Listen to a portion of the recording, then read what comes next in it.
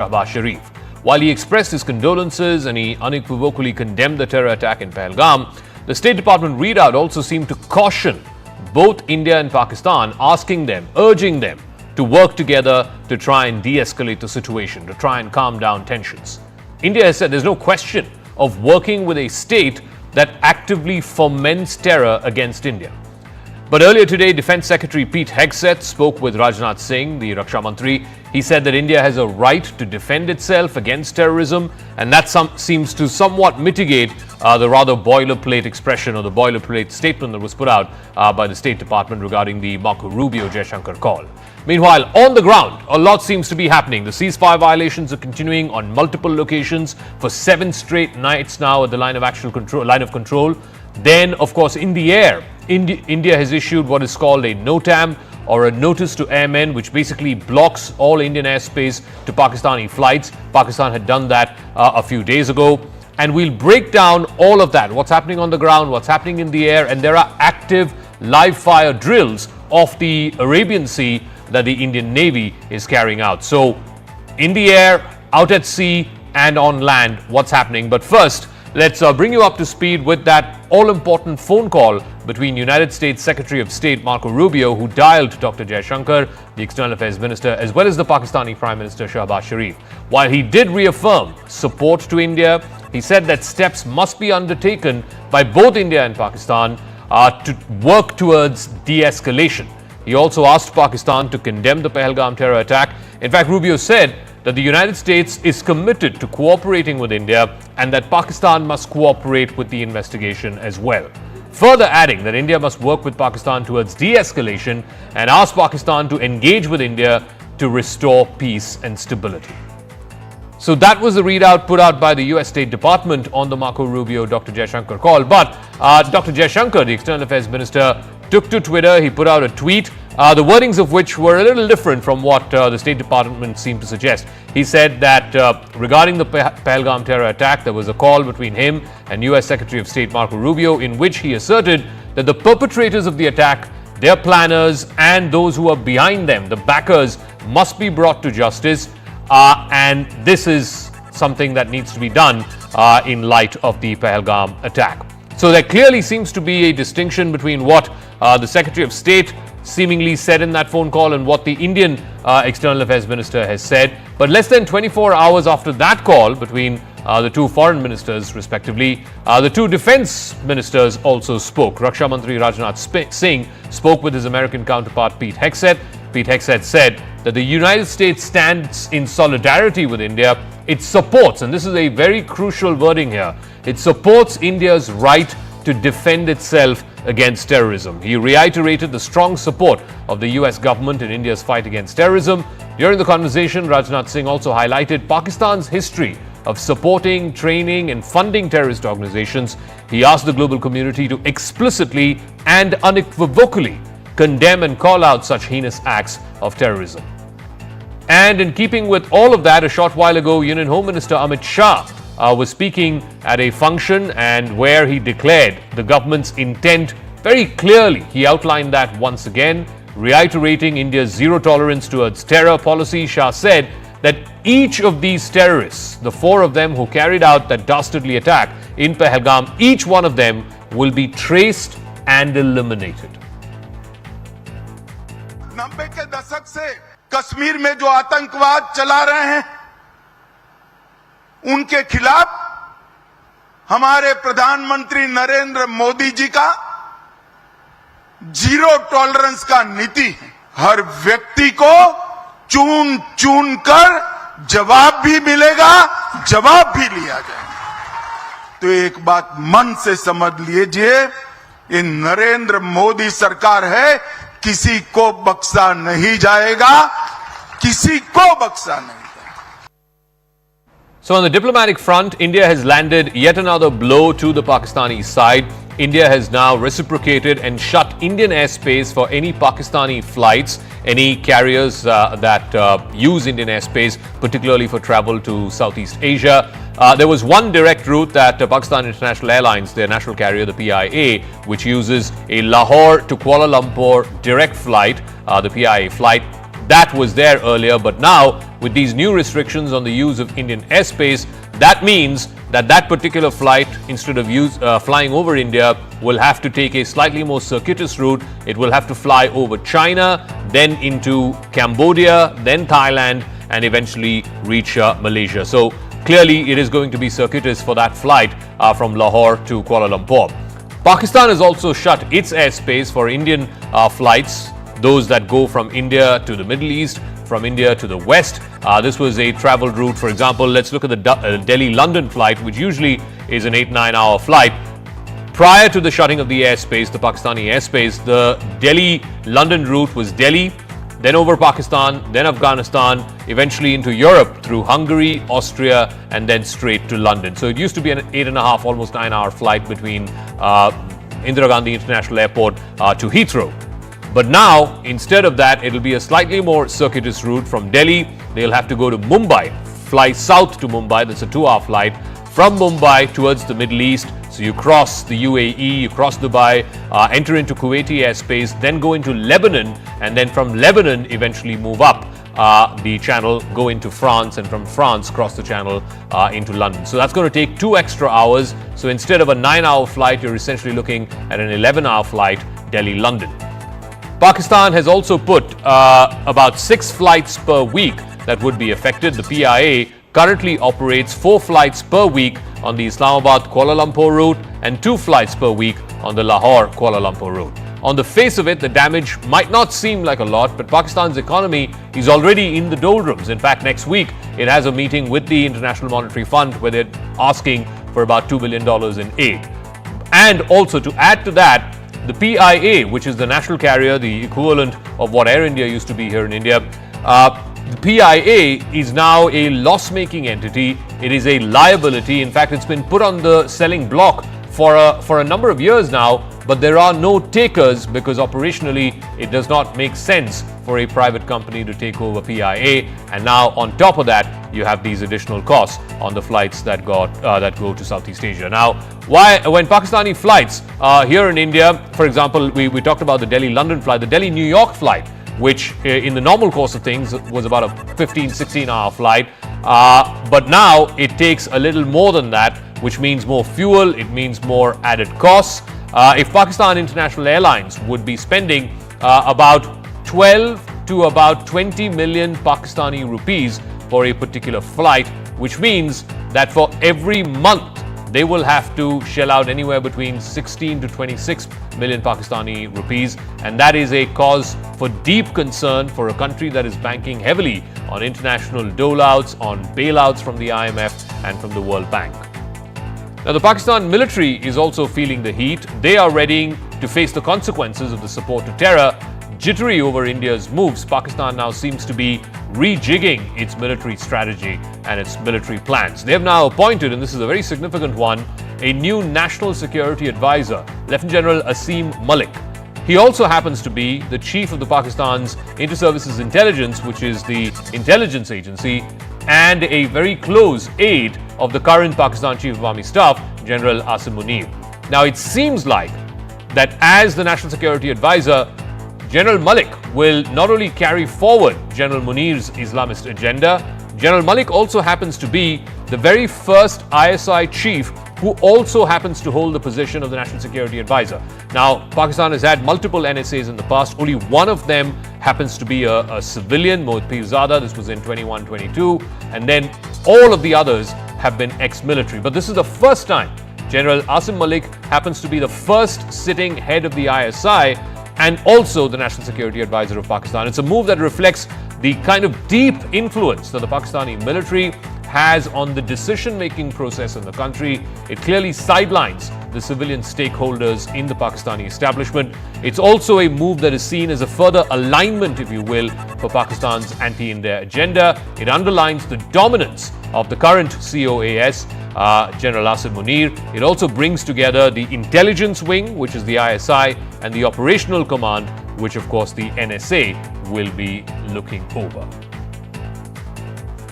अगर एक भी हमारा सिटीजन जो है हमें ये साबित हुआ कि वो इंडियन परपेट्रेटेड या इंडियन ऑर्केस्ट्रेटेड अटैक में कोई शहीद हुआ है तो we will make them pay through their noses. एक क्लैश की सूरत हाल बिल्कुल नज़र आ रही है, अल्लाह करे एवर्ट हो जाए. All right, so what are the options before India? Clearly, the mood on the street seems to be for some kind of kinetic action. Already, India has taken a number of diplomatic steps, which of course are yielding results and will yield further results in the near future. But let's try and make sense of this diplomatically speaking. I want to go across to a long-time retired diplomat now.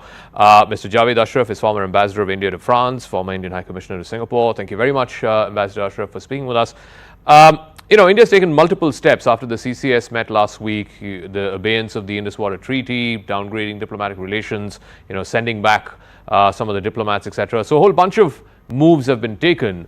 What more, in your view, can India take to try and put further pressure on Pakistan? Well, as you said, that India has taken a number of steps. But let me tell you this, that, we've got this cycle of major terrorist attacks emanating from Pakistan, which are followed by a number of steps that we take. First of all, in terms of downgrading diplomatic ties, cutting off commercial ties, people-to-people engagement are curtailed, airspace is cut off, a use of airspace. So all of those steps have been taken. In addition, this time we have put the Indus Water Treaty in abeyance. It has serious consequences for Pakistan, both in the short term and the long term. And water is the lifeline of any country, of any people. So that would definitely put additional pressure. But then, of course, remember that Pakistan, there is a treaty, and treaty has certain arbitration processes. They will try to invoke those, both through the World Bank and through the international arbitration process or the International Court of Justice. We'll see how that goes.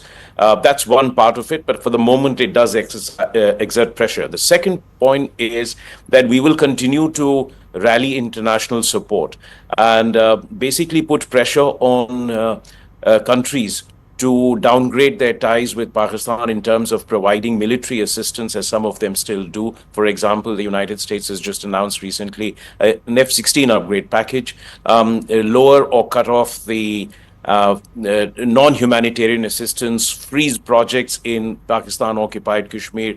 We'll also expect steps to be taken in terms of putting Pakistan back on the Great List in FATF. This is Financial Action Task Force, which can have, again, financial consequences for Pakistan. We will try to get listings done on the UN Sanctions Committee. But all of these steps will have some impact, but you cannot expect all these countries, or even our own allies or partners, to do what they would have done if it was directly affecting them. I mean, that's a reality we have seen in the past also. They do enough to try and put pressure on Pakistan to take some steps to curtail terrorism against India. That does enough sometimes to assuage our sentiments, and then they move on. Already relations between Pakistan and the Western countries, for example, is at a pretty low level, but they would want to maintain a relationship. They would not treat it like they treat some of the other countries, such as Iran. Okay. And Pakistan has a very strong ally, a permanent member of the UN Security Council, China, which also provides extensive commercial and economic assistance to Pakistan, military assistance to Pakistan, and is an all-weather diplomatic ally. So, as we've already seen in the UN Security Council, it will try to minimize the international strictures on Pakistan. We'll have to continue that process. I do want to talk to you about one of those allies or partners of India's, the United States. So U.S. Secretary of State Marco Rubio has spoken with Foreign Minister Jaishankar last night. He's also spoken with the Pakistan Prime Minister Shahbaz Sharif. Today, the Defense Secretary has spoken to the Raksha Mantri. So the statements that have been put out, especially curious about the statement that's been put out by the State Department, the readout about the Secretary of State's call with the External Affairs Minister. The last line essentially said, he would urge India to work with Pakistan to try and de-escalate tensions. The tweet that the foreign minister put out did not mention anything about that. Explain this to our viewers. How does India, on the one hand, as the US Secretary of State said, work with Pakistan to try and de-escalate the situation, and yet at the same time, India's position is that Pakistan is the problem. The Pakistani establishment, the military establishment is the problem. These terrorists are just a symptom of the disease. The actual cause of the disease is from the establishment. So how does the United States expect India to work with the problem? So I think some of that is exactly what I was referring to, that there'll be a limited amount of pressure on Pakistan despite its diminishing strategic value to the West. For those of us who, I mean, if you have a short memory, you will forget that this is something which the United States has always done whenever there has been escalation in India-Pakistan tensions. I worked on the US account for 15 years, through 1999 to 2014-15. And I can tell you that this is something that did not surprise me, that there would be a call from the US Secretary of State and the US Secretary of Defense to try. See, everyone recognizes that Pakistan is sponsoring cross-border terrorism against India, which can be a source of great instability in South Asia. And all of them want Pakistan to take steps. And Pakistan does not have the strategic value it did in 2000 to 2010 when we had Mumbai, or earlier when we had Parliament attack due to the Afghan war. Yet they will not want a war in South Asia. It is something that would be extremely distracting for them, as they are following a number of their own foreign policy priorities and strategic priorities in the Middle East and in Europe and other places. So there will be an effort on their part to try and exercise or ask India to exercise restraint. So that is something that is a given. Now, talking about engagement, I mean, that's a more rhetorical.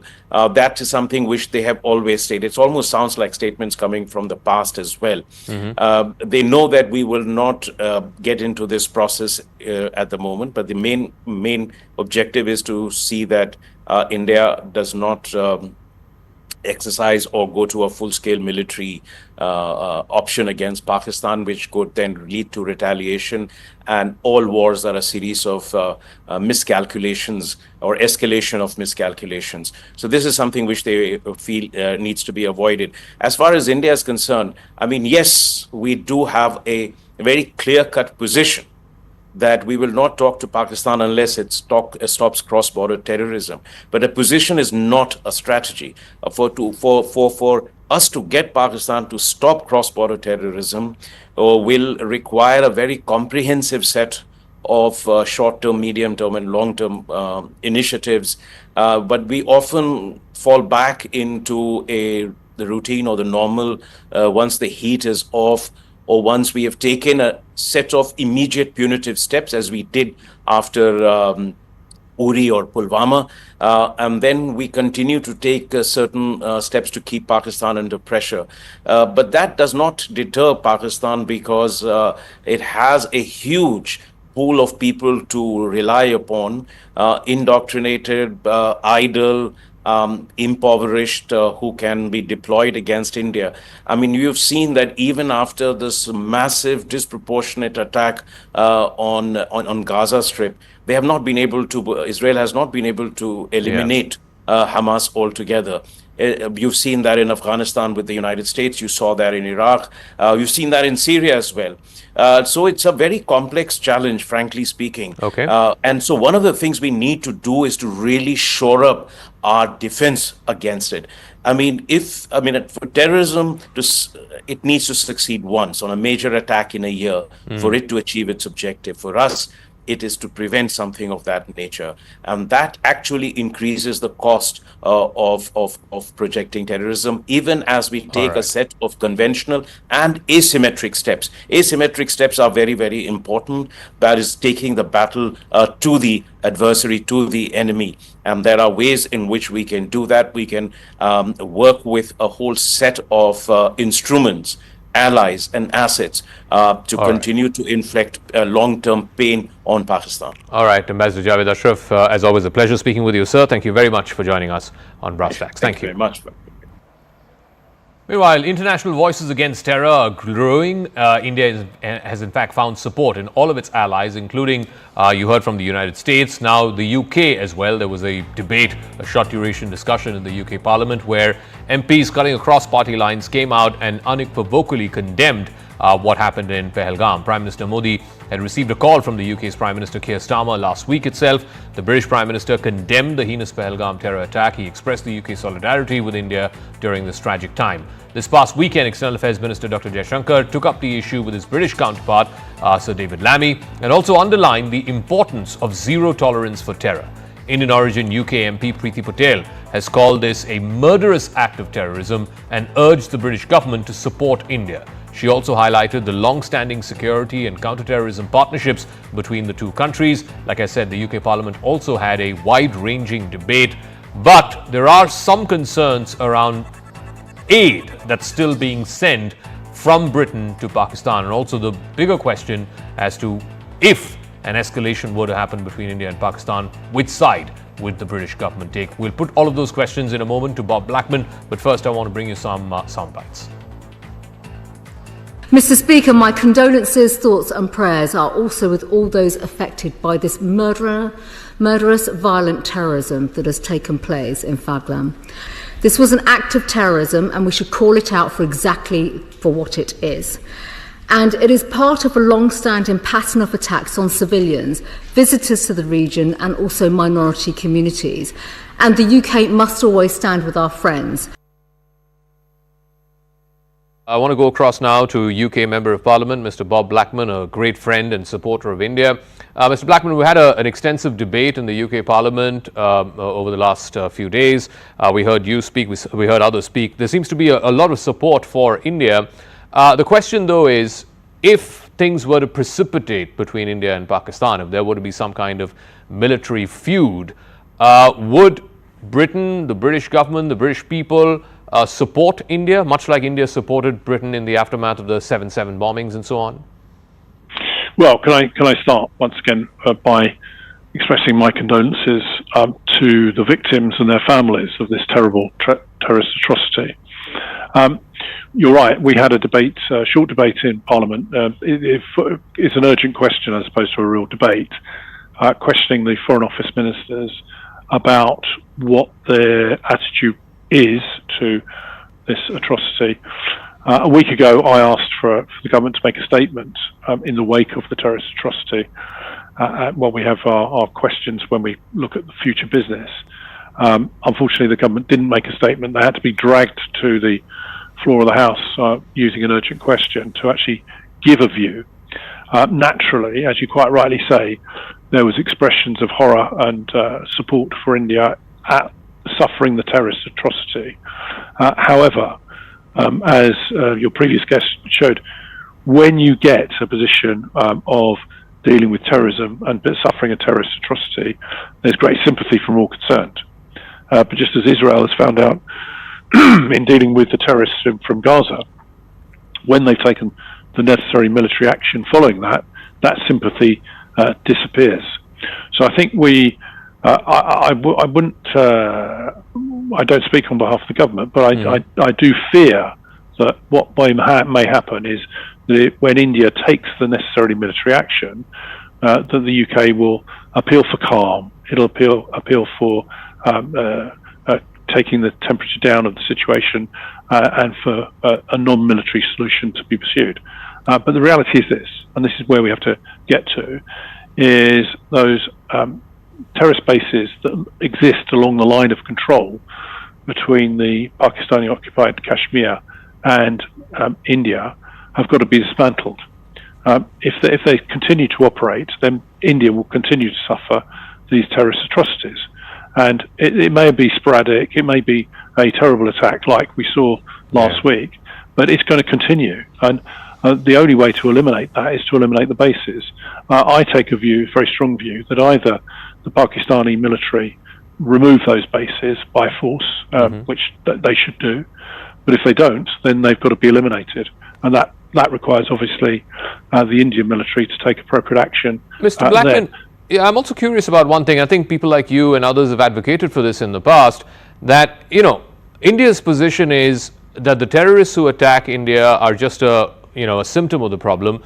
They're actually being backed by elements within the Pakistani establishment, and in particular the Pakistani military establishment. I'm curious to know, people like you have said, why is the British government giving hundreds of millions of pounds to Pakistan? despite the fact that there are elements within the Pakistani state, the Pakistani establishment, who back such terrorist activities. Would you recommend and would you urge the British government to reconsider the hundreds of millions of pounds of aid that it gives to Pakistan every year?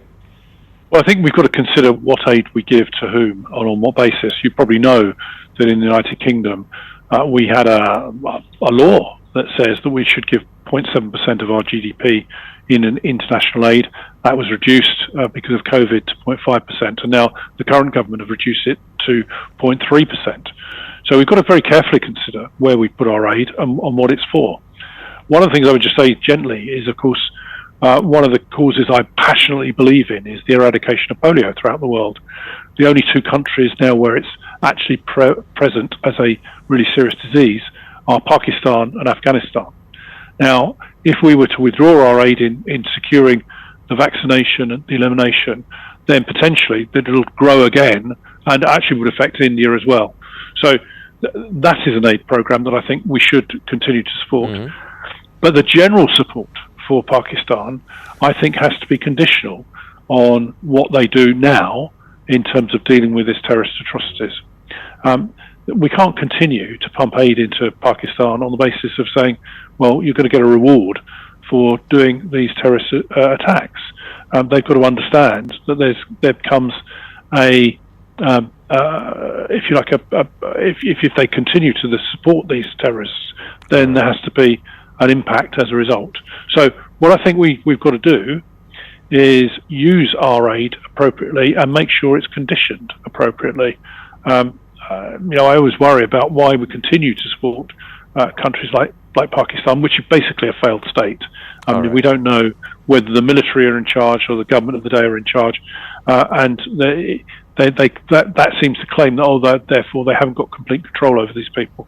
Without doubt, the terrorists that committed these atrocities last week were well planned. It was well planned. They were well coordinated, and they were well equipped with modern military weapons. Those you can't buy those from a shop. They would have to be supplied by the Pakistani military, and therefore we know that they are behind it. Now, whether it's rogue operators that are doing this, or whether it's the Pakistani military high command, it doesn't really matter. What does matter is that they actually take action to stop it happening. All right, Mr. Bob Blackman, thank you very much, as always, for your forthright views and for the support that you have rallied for India in Westminster. Thank you. Jai Hind. You elect a prime minister, but he doesn't get to control the country's nuclear weapons. He doesn't get to decide war or peace. None of this is in the hands of the elected leader. In Pakistan, real power does not lie in the hands of the civilians or the elected civilian government. It sits squarely with the generals in Rawalpindi and in the shadowy corridors of the inter-services intelligence. This is the story of how the Pakistani deep state has kept its grip on power. They've used a combination of what they call the 3 A's: Allah, Army, and America. And through war, peace, religion, terror, they have kept their hold on power for the last 75 years. This is the story of what the deep state of Pakistan really is, and why this deep state matters now more than ever before after the recent Pahalgam terror attack. Since it got independence in 1947, Pakistan has spent nearly half of its existence under direct military rule. Only half of the other time has been under civilian governments. It started 10 years after independence. In 1958, General Ayub Khan staged the very first military coup in Pakistan. After General Ayub came General Yahya Khan a few years later. And then in 1977, General Zia-ul Haq took the reins of power, turning Pakistan into an Islamic state and aligning with the United States in what was then considered the Afghan Jihad in Afghanistan. In 1999, General Pervez Musharraf ousted Nawaz Sharif, who was an elected prime minister, and General Musharraf went on to become one of the longest-serving army generals who then became president. Each time the generals took the reins of power, they claimed to the Pakistani people that it was to save the nation. But each time that happened, it was democracy and the Pakistani civilians who suffered. The ISI, the Inter-Services Intelligence, was born as a military intelligence agency. But over time, it became Pakistan's most powerful institution. It orchestrated the Mujahideen war in Afghanistan in the late 1970s and early 1980s. And to help the ISI was the American External Intelligence Agency, the CIA. Together, they were able to chase out the mighty Soviet army out of Afghanistan. The Pakistan ISI carefully created and cultivated the Mujahideen, or the freedom fighters, who later went on to become the Taliban in Afghanistan, and they went on to rule Afghanistan. 20 years later, after the Soviets were kicked out of Afghanistan, they used the same model, but they turned the model upside down. This time, the ISI ended up funding and training jihadi groups like the Lashkar-e-Taiba and the Jaish-e-Mohammed to wage a proxy war in Kashmir. It also gave sanctuary to the world's most dreaded man, Osama bin Laden, who was hiding in Abbottabad, not very far away from the Pakistan Military Academy.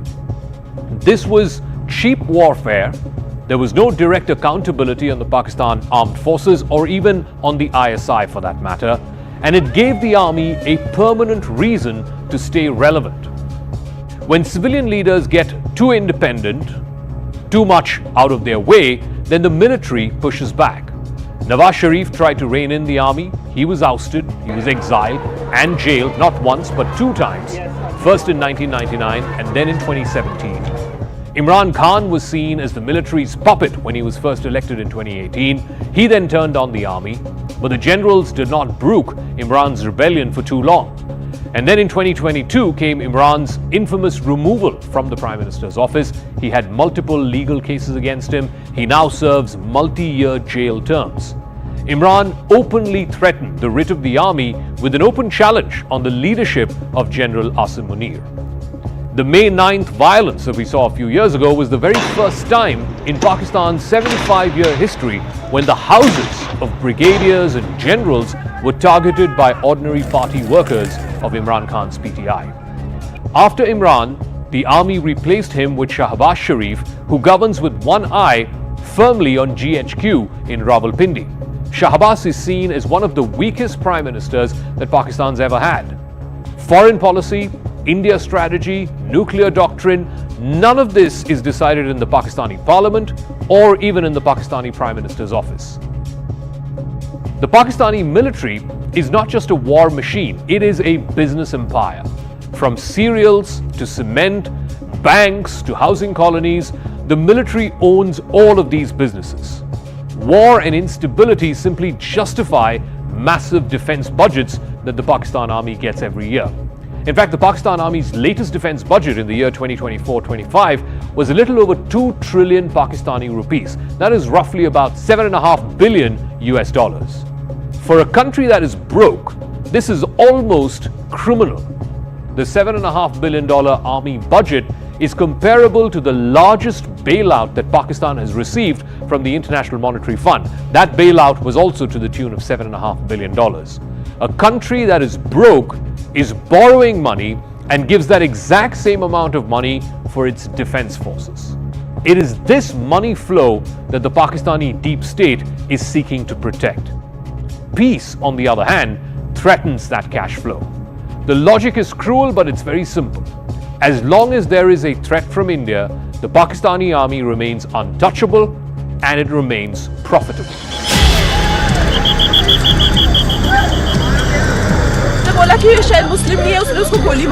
The Pahalgam attack is not just a one-off, it fits a very, very definitive pattern. Every time there is stability in Kashmir, tourism goes up, elections happen, then a terror strike also happens, which singularly the aim of which is to try and derail the fragile peace.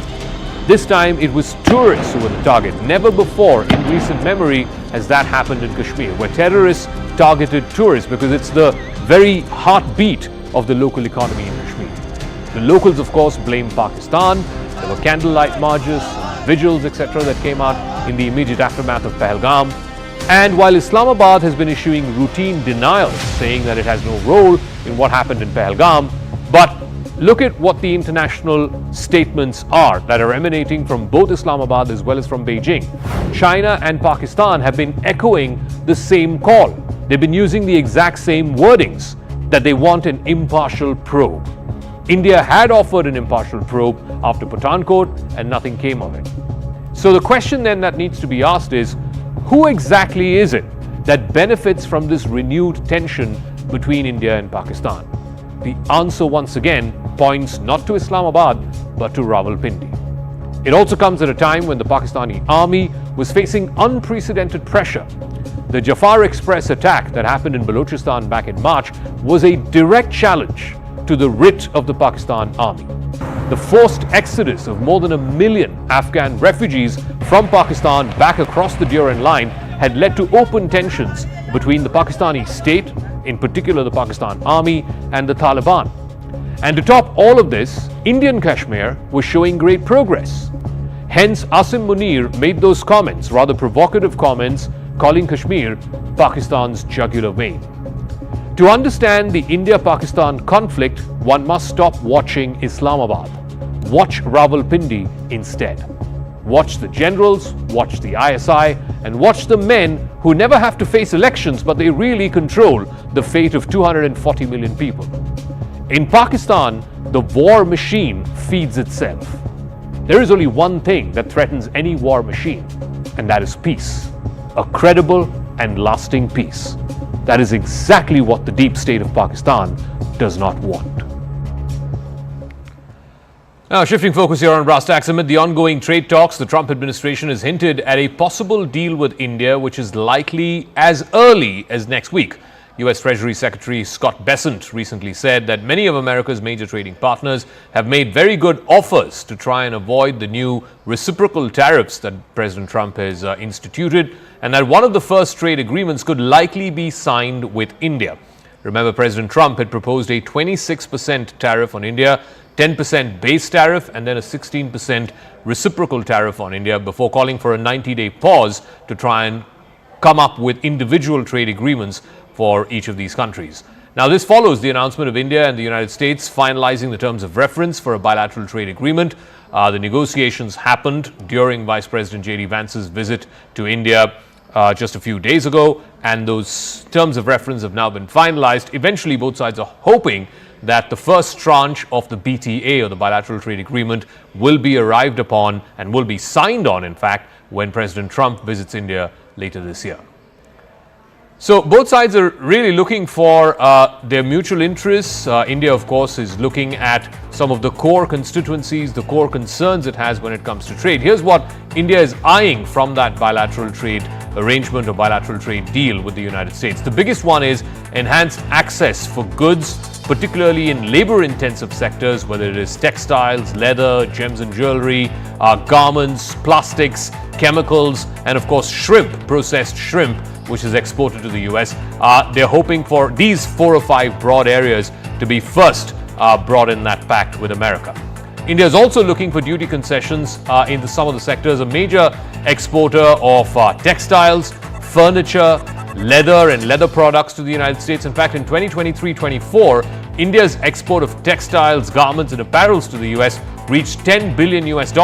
That represents about a third, almost 30% of India's total textile exports to any part of the world.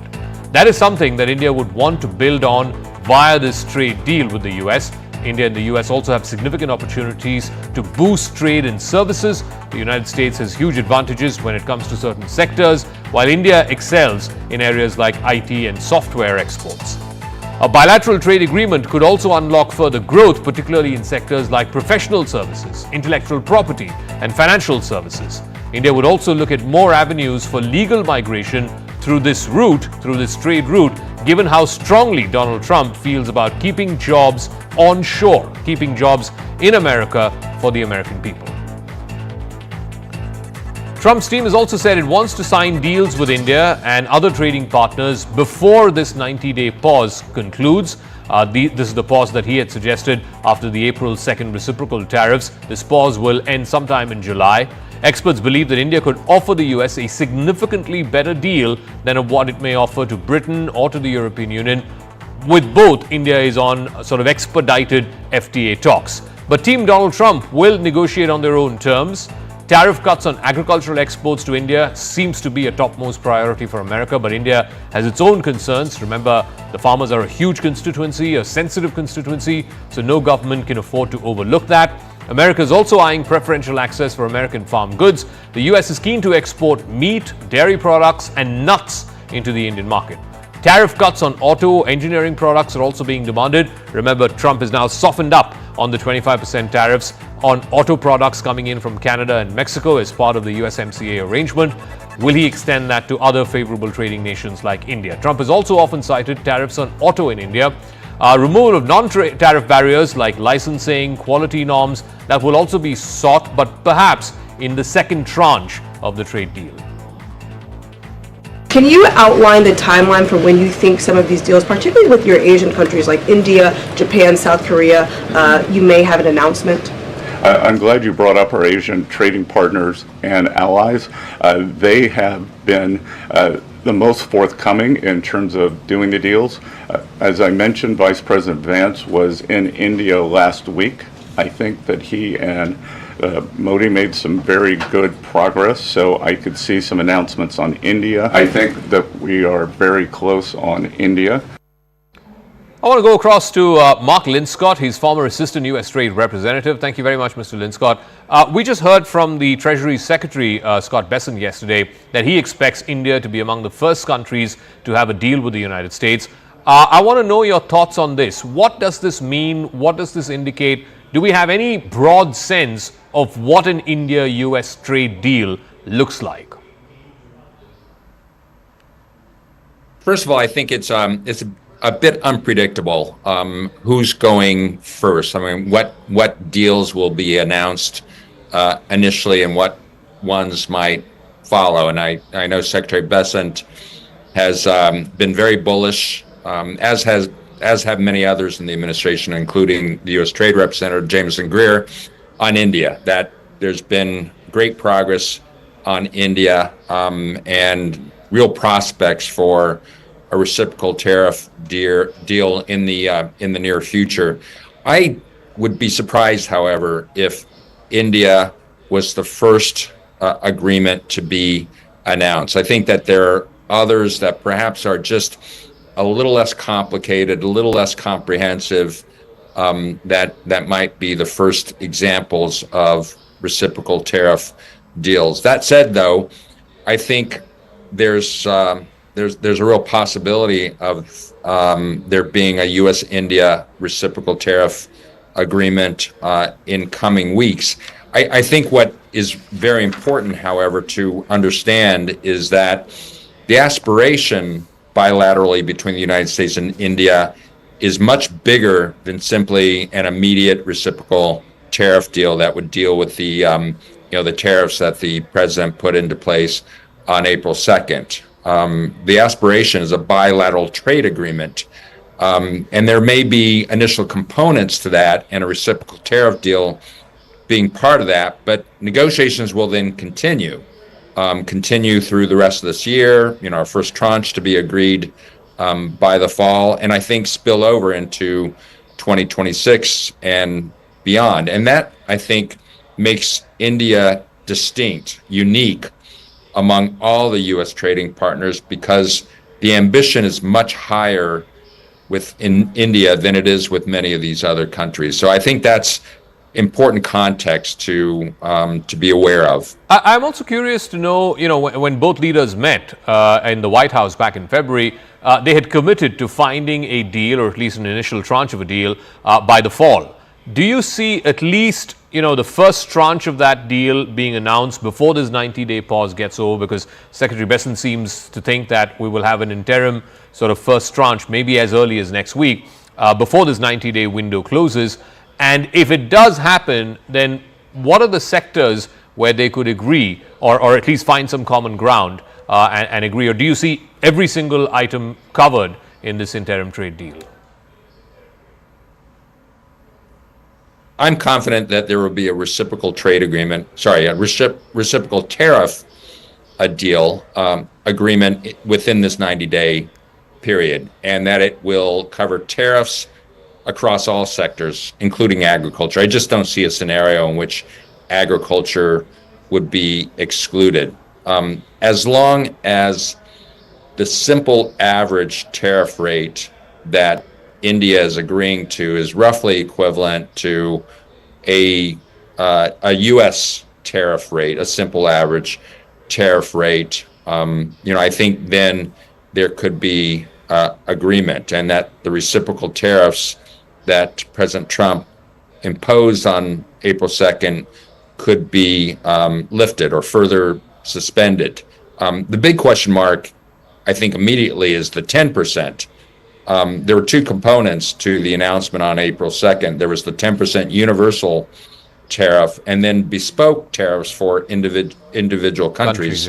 Yeah. India having a 16%, plus 10% equaling 26%. So are they negotiating on the 16% or on the entire 26%? I think that is a big question mark. It's an outstanding issue. But I think all sectors would be covered with respect to tariffs.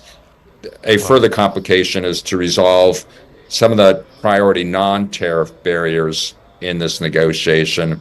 But I think that can be accomplished in the in this 90-day period. A first tranche actually, I think, follows.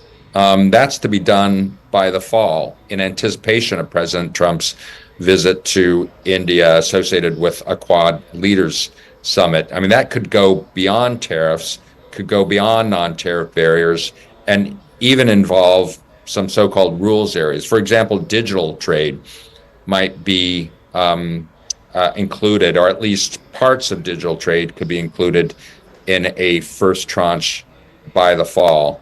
And then we have the larger BTA. So again, this is a sequence negotiation. I'm confident about an agreement on tariffs and priority non-tariff barriers in the immediate future. Beyond that, I think there are good prospects for a first tranche by the fall, including other items. And then we have negotiation extending beyond 2025 into 2026. It's not being called a free trade agreement. Legally, it's not a free trade agreement.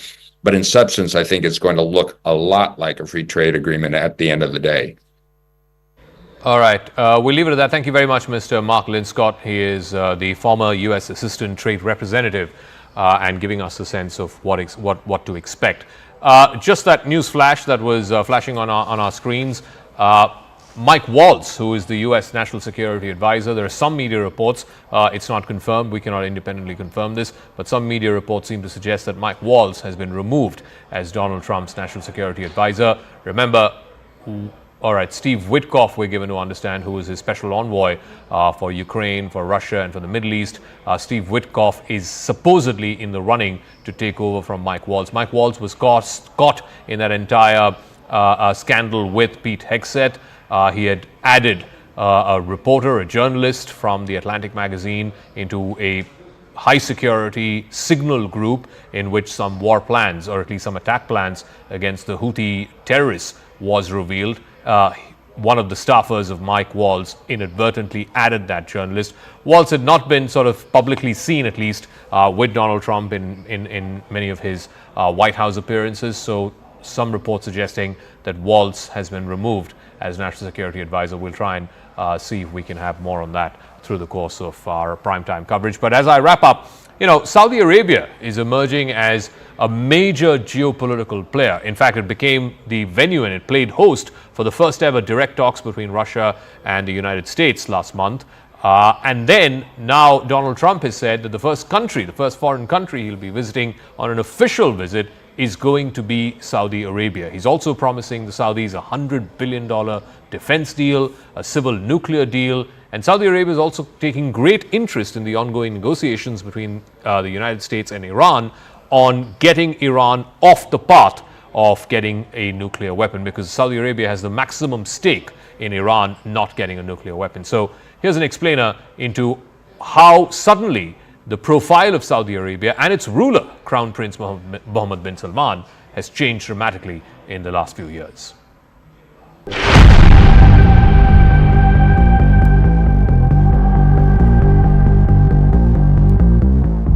is one of Donald Trump's first major trips of his second term as president, and once again, all eyes are on Saudi Arabia. Ahead of the visit, Trump has given a green light to a staggering $100 billion arms deal, a signal that Riyadh remains Washington's most crucial ally in the Middle East. But this is not new territory for Trump. In fact, during his first term in 2017, Saudi Arabia was the very first foreign destination that he chose after taking office. It was a powerful statement about the kingdom's importance to the Trump administration. Trump's ties with the royal kingdom run deep, and they're also deeply personal.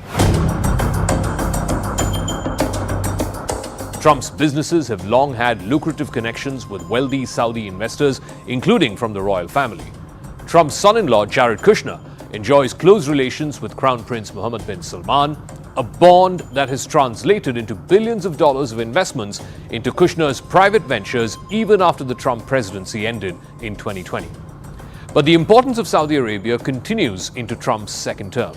In a striking shift in global diplomacy, Riyadh recently hosted the first ever direct meeting between American and Russian officials. It was the first time that diplomats from Moscow and Washington had met since the start of the Ukraine war. The fact that the venue for this was Riyadh for a first-of-its-kind event underscores Saudi Arabia's emerging role as a geopolitical kingmaker.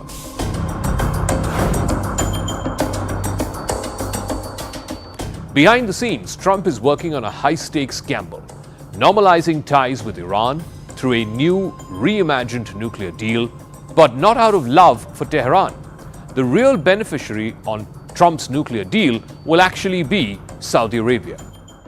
A stable, contained Iran means that Saudi Arabia can focus on economic expansion and regional dominance without the constant threat of war. And Trump is even courting Russia and Moscow's support to make the Iran deal happen. In fact, he has leveraged Moscow's deep ties with Tehran to cut a deal which will eventually serve Riyadh's interests. Trump has even said that Russia could play host to Iran's enriched uranium once the nuclear deal is signed. So why would Saudi Arabia back a deal between Washington and Tehran? After all, the current deal, which the second Trump administration is negotiating with Iran, looks very similar to the same deal that Trump had pulled out of in 2018, saying that his predecessor Obama had cut a bad deal. Even Saudi Arabia had welcomed Trump pulling out of that JCPOA deal back in 2018. But now, even the view from Saudi Arabia looks quite different. In fact, the kingdom's foreign ministry issued a statement recently saying that it hoped that the talks between the United States and Iran, mediated by neighboring Oman, would enhance peace in the region and the wider world. Saudi Crown Prince Mohammed bin Salman even dispatched his brother, the defense minister Prince Khalid bin Salman, to Tehran, where he was received warmly by Iranian officials who were dressed in military regalia. He then handed over a personal letter from MBS to Iran's supreme leader Ayatollah Ali Khamenei.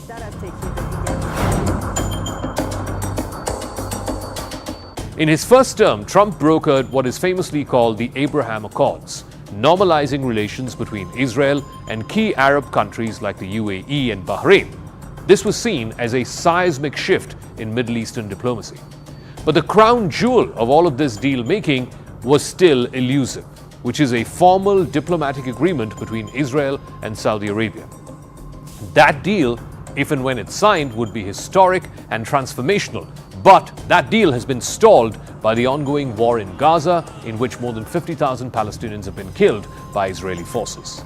The continuation of that war makes any public rapprochement between Saudi Arabia and Israel politically toxic across the Arab world.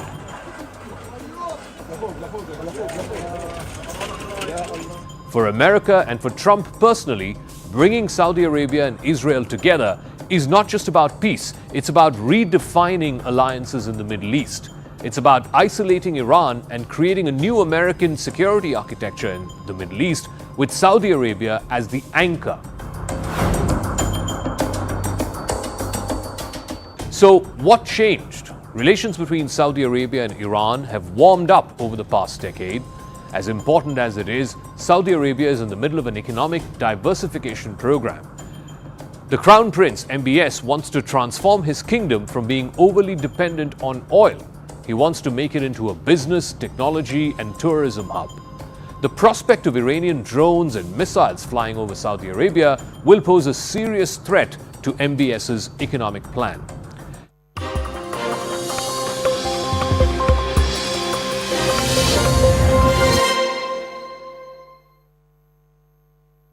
मैंने मेरे CEO को बोला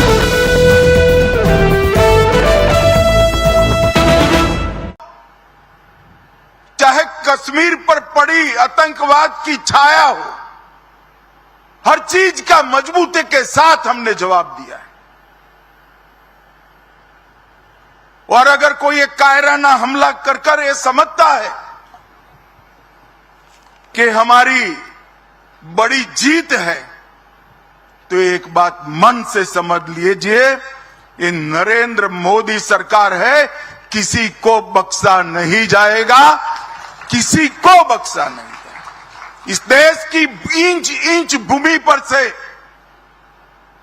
आतंकवाद को मूल समेत उखाड़ने का हमारा संकल्प है और वो सिद्ध होकर रहेगा। और इस लड़ाई में न केवल 140 करोड़ भारतीय, पूरी दुनिया भारत के साथ खड़ी है। लामबंद होकर सभी दुनिया के देश एक मुश्त होकर आतंकवाद के खिलाफ ये लड़ाई में भारत की जनता के साथ खड़े हैं। और मैं फिर से संकल्प दोहराना चाहता हूं, जब तक आतंकवाद समाप्त नहीं होगा, हमारी लड़ाई चालू रहेगी और जिन लोगों ने एक कृत्य किया है, उसका उचित दंड उनको निश्चित रूप से दिया जाएगा। भाइयों बहनों, आज बोडोफा उपेंद्रनाथ ब्रह्मा की 9 फुट ऊंची प्रतिमा का यहां अनावरण किया गया। बोडोफा न केवल बोडोलैंड के लिए, न केवल बोडो जाति के लिए, समस्त आदिवासी समुदाय के लिए सम्मान, पहचान और समान अधिकारों की लड़ाई के लिए जाने जाते हैं। Home Minister Amit Shah there reasserting the message that came from the highest political office of the Prime Minister that India will avenge the death of these, the killings of these 26 innocent civilians in Pahalgam on the 22nd of April. Arunima joins us, getting us more perspective. Arunima, we've seen the message. The intent is clear as far as the government of the day is concerned. The chorus, though, is now growing for retribution and for visible action. Yes, and the government has made it very clear. Prime Minister himself has said this, that we will avenge what has happened at Pahalgam, but it will not be a knee-jerk reaction. The military establishment, the military leadership has been given a clean hand. They have been asked to decide what time, where and how they want to avenge it. So it's now for the Director General of Military Operations and the Chief of Army Staff to sit down with the team and decide what is the best way to avenge Pahalgam. And I think the Home Minister's reiteration is once again a message, because it's now more than a week now, almost 10 days since that horrible crime happened, the terror attack happened in Pahalgam. So the message is to the family members that this is not your personal loss. This is a loss being felt by every Indian and the global community as well. The kind of message that we've seen from the political quarters is clear. But speaking of the investigation, it's been 8 days. Arunima, you are in Kashmir. What's the latest that you can share with us on the NIA's investigation now? It's a slow process because so far the terrorists are still at large. And most of the survivors are unable to provide any concrete lead as to who these terrorists were and from where they have come. So NIA is taking it step by step. Forensic tests have happened. DG NIA went to the crime spot today. He spent close to 3 hours in taking first-hand account of the meadow, also the track that leads to Baisuran, and then he had subsequently held a meeting with top officials as well. So NIA is moving ahead with a very scientific form of investigation. And on the other hand, there's also the coordinate search operation that is going on to ensure that the terrorists who are suspected to be still hiding in South Kashmir, they are brought to justice. Right, Arunima, do stay on with us. Payal also joining us, getting us the latest on this. Payal, we've seen the kind of message that has come to the fore from the Union Home Minister. The Prime Minister too has been making it clear. In fact, the several meetings that he held over the last 2 days is testament to the fact that the government of the day is looking at what further steps can be taken to isolate Pakistan. Well, of course, that's the big, statement coming in from the Home Minister. Remember, ever since the attacks took place a week or 10 days ago, the Home Minister hasn't really spoken in the public. But his big message comes to the public that under Prime Minister Narendra Modi's government, you can be assured that all those perpetrators of terror will...